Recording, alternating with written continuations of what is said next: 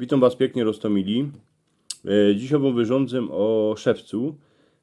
Polacy tak prawią, że to jest szewc, a na cieszyńskiej ziemi się prawiło, że to jest szewiec albo szwiec.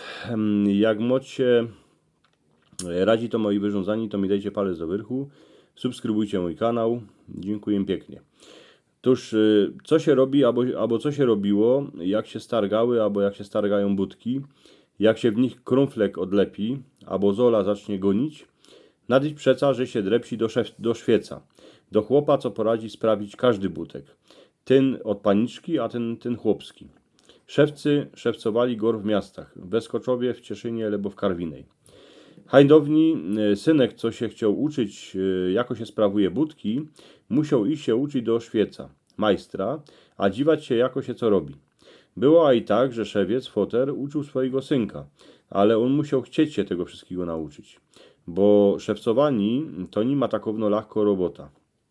Przeto trzeba wiedzieć, kany klepnąć kładziwym, a jaki klej się na co lepi.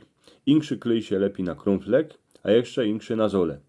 Jeszcze taki synek, co się uczył u szwieca, musiał wiedzieć, jaki gwozdki się bije, bo jedne były krótsze, insze długsze, każdy na coś inkszego. Szwiec, ba i ten w Cieszynie, co ja go pamiętam, miał warsztat na ulicy Górnej, ganz blisko wanielickiego kościoła Jezusowego. Takowny maluczki kamerlik z oknem na ulicę, z firangą, wszędy były budki, jedne sprawione, a insze były do roboty. Jak się zaniosło butek do szwieca, to on najprzód się na niego podziwał, poobracał na wszystkie strony, a dziepro potem packę do niego wraził, co by pomacać, jaki on je w postrzodku. Wiele razy było tak, że oto chnet na doczkaniu stykło gwozdek przybić, klejem kapkę polecić, przyciść, co by chycił, a już butek był sprawiony.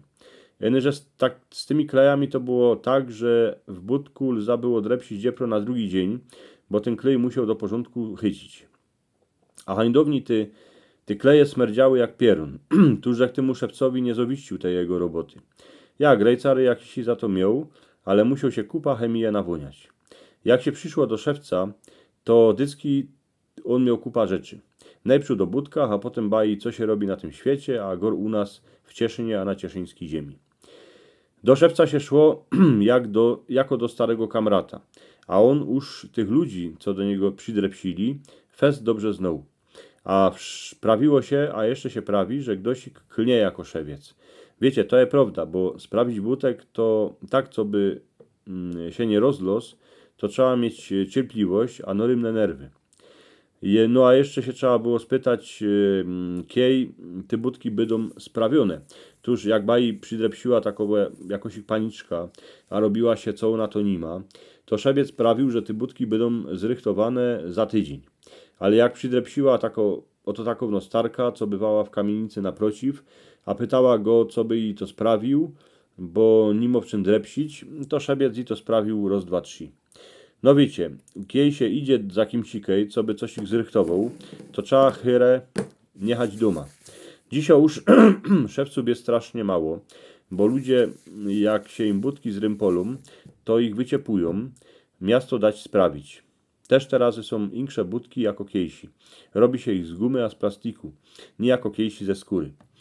Ale jose jednako myślę, że kiedy ten szewiec, co że go dobrze znał, jeszcze dziś oszewcował, to by a i ty moderni budki poradził sprawić, inny by se musiał narychtować jakiś lepszy klej.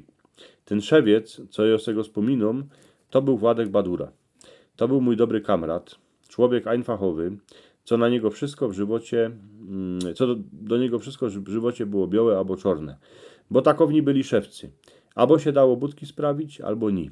Na ozaj są ludzie, co jeszcze tego Władka pamiętają, a jak go pamiętacie, to napiszcie, jaki był, a był to taki mały chłopek, a był to dobry człowiek. Ja go pamiętam, że był to mój dobry kamrat.